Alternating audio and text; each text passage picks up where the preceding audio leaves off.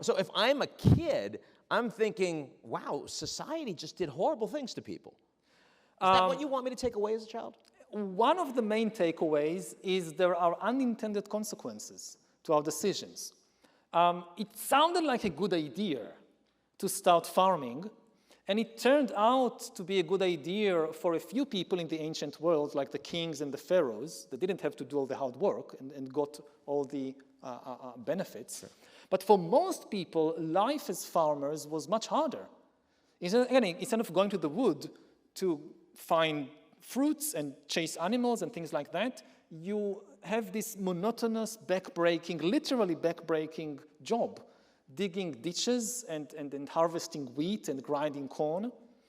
And you don't get a good diet in exchange. You get a much worse diet.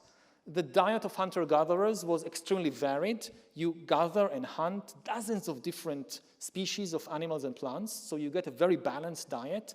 Farmers, especially ancient farmers, if you live in the Middle East, you eat wheat and wheat and wheat.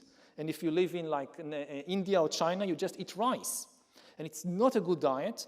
On top of that, you also get a lot of epidemics.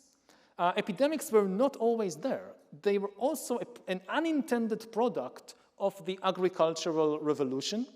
People thought they were creating paradise for humans. They actually created paradise for germs.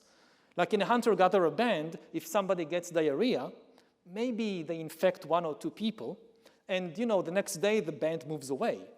But everybody gets it if you're stuck in one little fixed place. If you're stuck in a fixed village or town, thousands of people crammed together with their goats and sheep and duck and their sewage and their garbage. This is paradise for germs. And this is when you start seeing epidemics.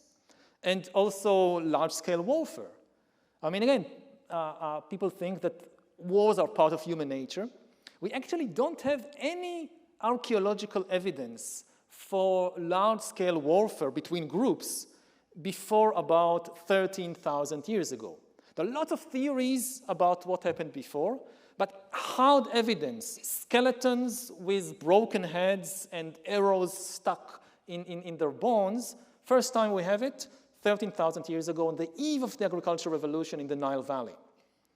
So it seems that agriculture, if it didn't create war, it certainly gave it a huge boost. There is much more to fight over.